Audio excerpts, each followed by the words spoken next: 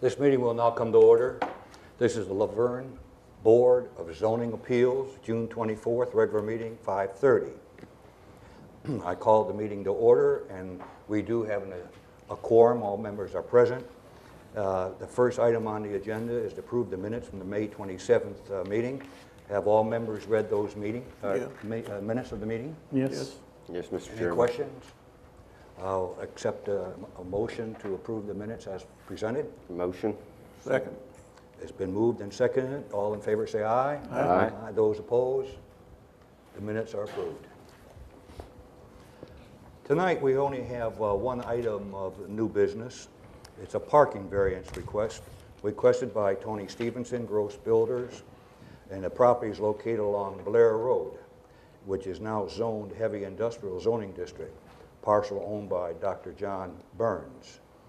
May we have the report, please? Certainly, Mr. Chairman. As you mentioned, we have a request for a parking variance. This is for a proposed development along Blair Road, which is tax map 29, parcel 20, as you see here. And it is currently zoned I2 heavy industrial. The applicant is working to, he's in the middle of the rezoning process for this property, trying to get it rezoned to R3 high density residential / PDR planned density residential for the purpose of building a gated apartment complex on approximately 45 acres. The proposed development is supposed to have 504 units. The parking provisions, as codified in 4.010, require 3 spaces per dwelling unit. Doesn't matter if it's multifamily, single family, it's 3 spaces per dwelling unit across the board. They have proposed in their apartment development to have roughly a 2 space per dwelling unit ratio because their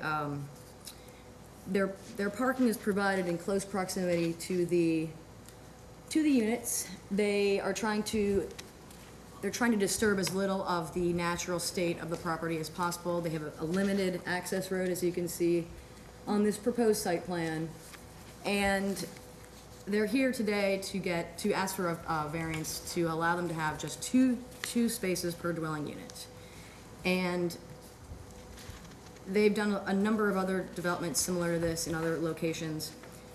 And as they will most likely tell you when they come up to the podium, most of them don't require a parking ratio so high. They generally are more in the 1.2, 1.6, and this would be in a roughly two spaces per unit. So the developer is Gross Builders. They have a substantial interest in this development because not only do they plan to build it, they will own it and maintain it, so they don't want to have a development that provides inadequate parking because it won't draw any residents to live there. So I can provide you with any other background information you would like, and there are some representatives here to speak on behalf of the project. Okay, good. Do we have a representative that would act as a representative? Would you take the podium, please?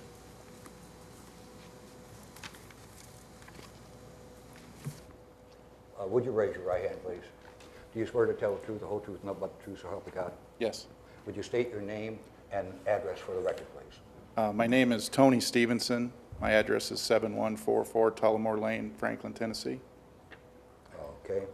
Do you have any comments to make in addition to what Kristen has made? Only that, and thank you, Kristen, we will own and manage these as we have many other projects here in Middle Tennessee and as well as other states.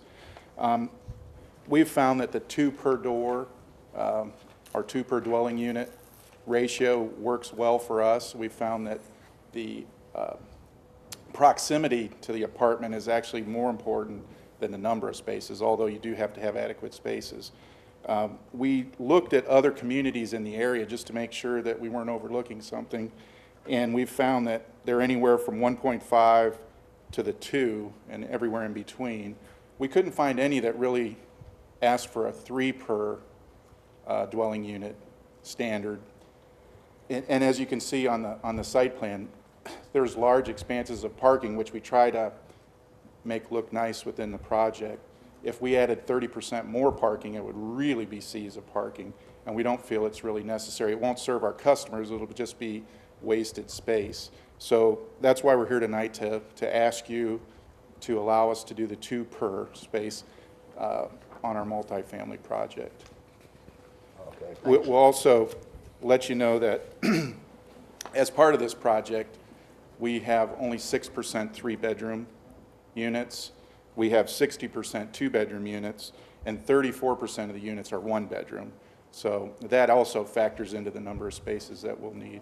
So we feel that 2 is an adequate number. It's been our experience. We're a multifamily developer and have been for many years, and we'll also own and manage it. So it's important to us that our residents have adequate parking as well, because they will vote with their feet and go to our competitors if they don't have a place to park. So we feel that the 2 is adequate. Okay, thank you, sir. You're welcome. Do any board members have any questions, please? I have a question for you. Yes, sir. If a person has a visitor come, where are they going to park at? They're within that 2 per dwelling unit. If they have 2 people in their lot already there? Well, there's no assigned parking. It's a first-come, first-served parking lot. But what we try to do is design the parking lot so there's good proximity to the entrances of the apartment buildings. So you'll see there's no remote parking far out or anything, because with the 2, that allows for ample parking for the residents and their visitors, and there is no assigned parking, so their guests can park in any open space. Any other questions? I do have a question. Kristen, has the Planning Commission or anyone determined to change the zoning for that property as yet? It's still industrial? It is currently still industrial. They are in the process of the initial stages of the rezoning process. So actually at 6 o'clock tonight, the Planning Commission will be voting to give either a favorable or unfavorable recommendation on the rezoning. And that's tonight. And then depending on the recommendation, it will go to the Board of Mayor and Aldermen for their workshop, I believe, this Thursday. And the meeting is next Tuesday, July 1st. And subsequent to the rezoning vote, if the vote is affirmative, then the Planning Commission will have to take a look at the development plans, project plans and all that? If the rezoning moves completely through the process all the way through both readings and the public hearing for the Board of Mayor and Aldermen, it will have to go back to the Planning Commission for a site plan. Yes. Okay, thank you. In the form of discussion among the board members here, I suggest that we have the cart before the horse in this particular issue. I think it's still zoned for industrial, and the Planning Commission has not sent in any recommendation as yet on the project development plans or anything. And I'm going to offer a motion that we defer this until such time as that we have a recommendation from the Planning Commission, and that the zoning, whatever vote it was, that we be informed of that vote. Do I hear a second? Second. Moved and second that we put on this deferment until such time as we have a recommendation from the Planning Commission and determine if it's a vote on the zoning, if it's going to be approved or not. We'll take a voice vote on this. Mr. Goodwin? Yes. Aye. Aye. Aye. Aye. Aye. It's unanimous that this is going to be deferred. It is deferred. Okay. Thank you. you. No other business being on the agenda at this time. This meeting is adjourned.